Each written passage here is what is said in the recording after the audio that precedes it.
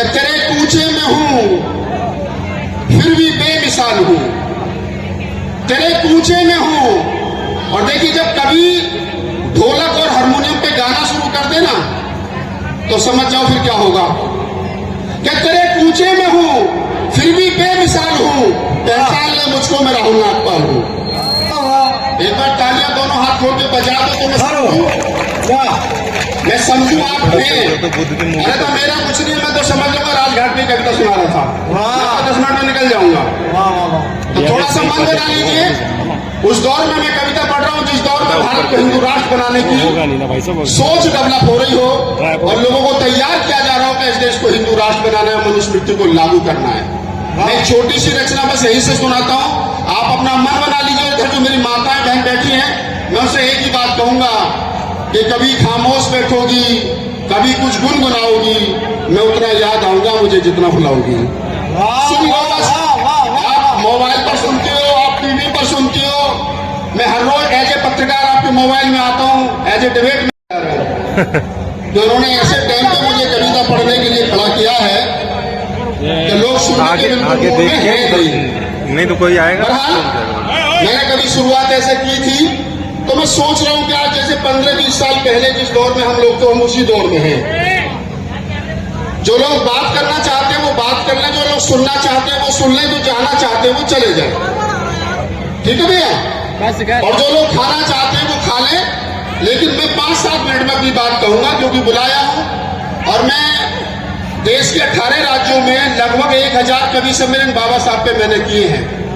संसद भवन में मैंने 10 बार खड़े होकर के बाबा साहब के जन्मदिन पर कविताएं सुनाई हैं और मैं देश का सबसे महंगा कवि होकर के गुजरा हूं।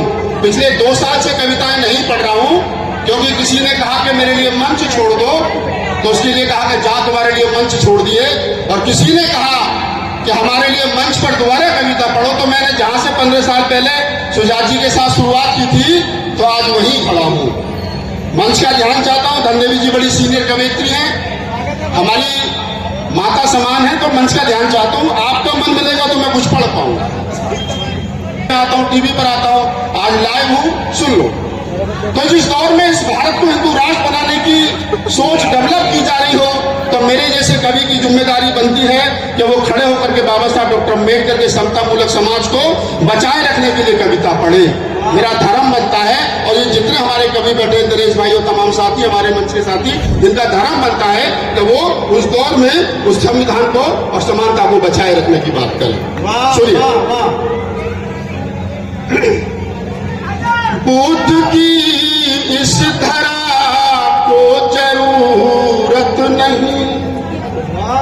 अब शब्द पकड़ लेना तो मैं समझ जाऊंगा।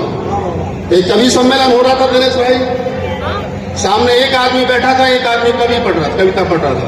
तो कवि ने कहा कि मेरी हिम्मत देखिए, मैं एक आदमी को भी देख करके कविता पढ़ सकता हूँ। सुनने वाला बोला जल्दी खत्म कर, अगली बात मुझे पढ़नी है। तो ऐसा नहीं है आपकी संख्या कम है, हम तो वो है जो एक आदमी को भी देख के पढ़ दे। तो सुनिए कि बुद्ध की इस धरा को जरूरत नहीं।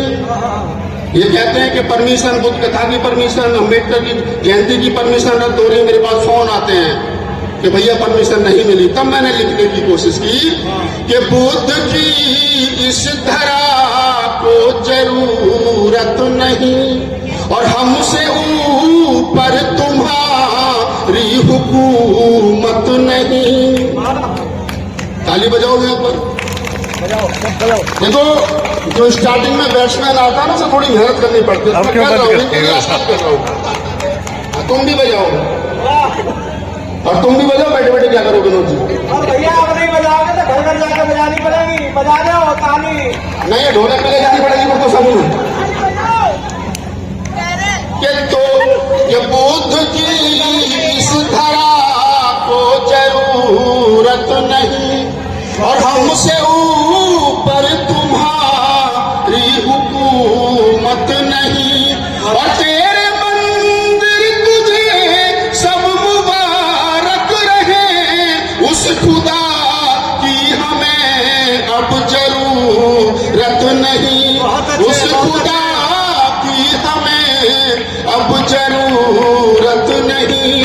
बुद्ध की इस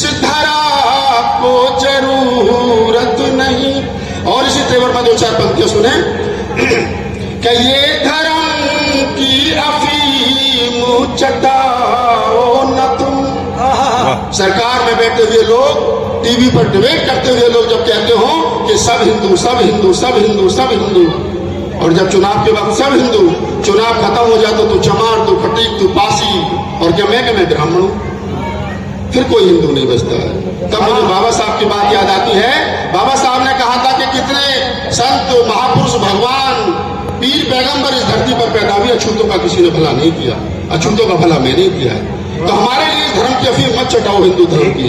और मैं आंख में आंख डाल के पढ़ता हूं कि ये धर्म की अफीम चटाओ न तुम, और हमको हिंदू तो बिल्कुल बताओ न तुम, और बुद्ध के धम्म के हमराही है सब, बुद्ध के धम्म से भटकाओ न तुम, बुद्ध के धम्म से भटकाओ न तुम, और हमको हिंदू तो बिल्कुल बताओ न तुम।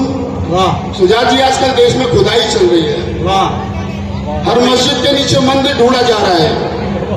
मैं टीवी चैनल पर डिबेट में था तो मैंने कहा भैया जब खुदाई कर ही रहे तो ईमानदारी से कर लो, 4 फावड़े और मार लो तो हमें भी हमारे बुद्ध विहार मिल जाएंगे।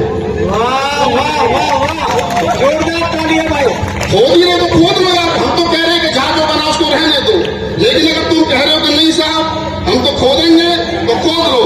और मैं कहता हूं पूरी जिम्मेदारी के साथ कि वहां बुद्ध विहार मिलेंगे, और कौन से बुद्ध विहार, जो 84,000 बुद्ध विहार हमारे महापुरुषों ने बनवाए वो बुद्ध विहार मिलेंगे। मैं पढ़ता हूं, आपकी ताली देखता हूं कि खोद लो और गहरा दिखा देंगे हम, खोद लो और गहरा दिखा देंगे हम, और बुद्ध ही बुद्ध है ये बता देंगे हम। ताली बजाओ एक बार थोड़ी सी बजा लो यार, मेहनत कर लो, मैं अकेला लगा। देखो जब ये बहन जी गा रही थी ना, इनके साथ ये पाऊं तो मेरे अकेले को थोड़ी सी हिम्मत तो था, तो मैं पूरी रात सुनाने की हिम्मत रखता हूँ। शायद ये है कि मेरे नाम रिकॉर्ड में 3-3 घंटे कविताएं पढ़ी है महाराष्ट्र में खड़े होकर के, और वीडियो पढ़े मेरे, तब सुनिए आप थोड़ा सा मन बना लीजिए कि खोद लो और गहरा बता देंगे हम, और बुद्ध ही बुद्ध है ये दिखा देंगे हम, और बुद्ध की ये धरा कैसे बर्बाद की, तुम चोर थे ये शोर मचा देंगे, तुम चोर थे शोर मचा देंगे हम, तुम चोर थे ये शोर मचा देंगे हम। और इसी तेवर में 1-2 पंक्तियां और सुन लीजिए। मैं सोच रहा हूं कि यहां हूं तो कुछ ऐसा सुना जाऊं कि आपको भी थोड़ा सा अच्छा लगे। आजकल देखते हैं कि अखबार में खबर छपती है दलितों की मंदिर जाने पर पिटाई, तो मैं कहता हूं कम पिटे ज्यादा पिटने चाहिए थे, कम पिटे हैं ज्यादा पिटने चाहिए थे। दूसरे के घरों में जाओगे तो पिटोगे, याद रखना। वाह वाह वाह, बहुत सुंदर बहुत सुंदर। बहुत विहार खाली पड़े, रविदास मंदिर खाली पड़े हैं, और तुम लग रहे हो दूसरे के मंदिर में जाने। मैं तो कहता हूं हे ब्राह्मणों में तुम्हारे हाथ जोड़ता हूं, सुबह को कम से कम एक काम कर दो कि जो भी पुजारी आए रजिस्टर बना लो, उसकी जाति पूछना शुरू कर दो, और जो भी शुरू कास्ट का आदमी आए लठ ले लो हाथ में। बस यहीं से पढ़ता हूं, सुनिए इसी तरह में 4 पंक्तियां सुन लीजिए, आप बहुत अच्छा सुन रहे। क्या तोड़ दो सब जंजीरें गुलामी की तुम, ये जितने हाथ में काले पीले नीले धागे बांध रखे ना, मूछे पहन रखी है, फेंक दो उतार के। दरअसल दिक्कत क्या हो रही है कि हमको काले धागे पर, पीले धागे पर, नीले धागे पर, पत्थर पर, अंगूठी पर, सब पर विश्वास है, खुद पर विश्वास नहीं है। जिस दिन खुद पर विश्वास कर लोगे उस दिन किसी पर विश्वास करने की जरूरत नहीं है। वाह बहुत बढ़िया, खुद पर विश्वास करो।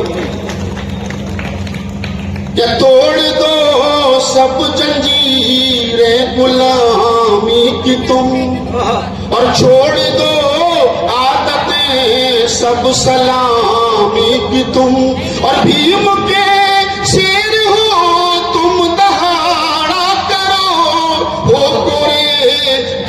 की एक निशानी सी तुम, वो कोरेगांव की एक निशानी सी तुम, तोड़ दो सब जंजीर गुलामी की तुम। मैंने आपको जगाने की कोशिश की, इसलिए मैंने स्टार्टिंग में ये कविता पढ़ी कि ताकि आपके अंदर का जो छुपा हुआ अम्बेडकरवाद अभी तक पकौड़ियों के इंतजार में था, आपको पता चल जाए कि डॉक्टर अम्बेडकर पकौड़ियों में नहीं है। डॉक्टर अम्बेडकर यहाँ मंच में मैं बोल रहा हूँ, ये डॉक्टर अम्बेडकर की भाषा बोल रहा हूँ। आप जगह और थोड़ा सा मेरे साथ जुड़े। तमन्ना में तमन्ना सुना दे भाई। हाँ बिल्कुल सुना दूंगा मैं। ये महिलाएं बैठी हैं, आई हैं बड़ी उम्मीद से। अभी मैं आया था तो बहन जी मिल गई मुझे, बोले राहुल नागपाल के यहाँ, बोले भैया आपकी कविता सुनी थी करवा चौथ स्पेशल, वीडियो बड़ा देखा था, कई बार देखा मैंने, अपनी बहू को भी दिखाया। तो मैं सोच रहा हूँ 1.5-2 मिनट की वो कविता है। उसके बाद सुजात जी जो हमारे संचालक हैं, आज के हमारे ड्राइवर हैं, वो हमसे बार बार कह रहे हैं कि तमन्ना में तमन्ना सुना दूं। तो सुजात जी की भी मांग है, हालांकि मैं मांग भरने में विश्वास नहीं रखता, लेकिन मैं भर दूंगा इनकी, तो समझ लीजिए थोड़ा सा। अच्छा, ये जितनी माताएं बहन बैठी हैं, एक बार हाथ खड़ा करके मुझे बताएं करवा चौथ के अंदर कितनी रखती है, बताओ जरा एक बार। पति की लंबी उम्र होगी 1, 2, अच्छा ताई भी रखते हैं 90 साल की उम्र में। अच्छा उन्होंने रोक लिया तो रुक जा, ऐसा क्या चाहे घर भी है। अच्छा ये है कुछ हो रहा है, चलिए आपकी ईमानदारी के लिए सलाम करता हूँ। और सुजात जी आप बहुत अच्छा संचालन कर रहे, पानी भी पिलवाते रहे बीच बीच में। चलिए पानी मांग रहे, पानी पी पी के कविता पढ़ रहे हैं। कोई बात नहीं है, ऐसा भी होता है, उसमें मैं मांगू भी नहीं। महिलाओं की ईमानदारी के लिए एक बार जोरदार ताली बजा दी महिलाओं के लिए, जिन्होंने आगे करवा चौथ के व्रत रखती है। अच्छा मेरी शादी हुई विनोद भाई, तो मेरी पत्नी ने करवा चौथ का व्रत रखने की बात कही। तो मैंने एक सवाल करा साधारण सा पत्नी से, और उस सवाल ने कविता का जन्म लिया। और कविता अगर आपको अच्छी लग जाए तो मुझे बता देना। कि पत्नी बोली, इस कविता पर वही आदमी ताली नहीं बजाएगा जिसकी पत्नी करवा चौथ का व्रत रखती होगी। ये लो। और पतियों में तुम्हारे तो समर्थन में हूं। आज जिन दिन की पत्नी करवा चौथ का व्रत रखती है, उनका 10,000 का फायदा करवा के जाऊंगा, गारंटी है। ये कविता ध्यान से सुन लेना, और जो औरतें सुन लेंगी उनका 50,000 का फायदा हो जाएगा। तो मेरी पेमेंट एक कमीशन में इनकी 70,000 हो गई, 10,000 तो मिल जाएंगे सुजात जी। तो सुनिए कि पत्नी बोली करवा चौथ पर एक साड़ी दिलवाओ। पत्नी बोली करवा चौथ पर एक साड़ी दिलवाओ, तो हमने कहा करवा चौथ के फायदे बतलाओ। वाह बहुत सुंदर। पत्नी बोली करवा चौथ पर एक साड़ी दिलवाओ, तो हमने कहा करवा चौथ के फायदे बतलाओ। तो पत्नी बोली उम्र पिया एक व्रत में 1 बरस बढ़ जाएगी, और मौत तुम्हारे कभी नहीं नजदीक आएगी। वाह। अब अपन तो पढ़े लिखे थे, पार्षद जी कहाँ हैं? अच्छा है, उनको पकड़ के रखना भैया लास्ट तक। कि पत्नी बोली करवा चौथ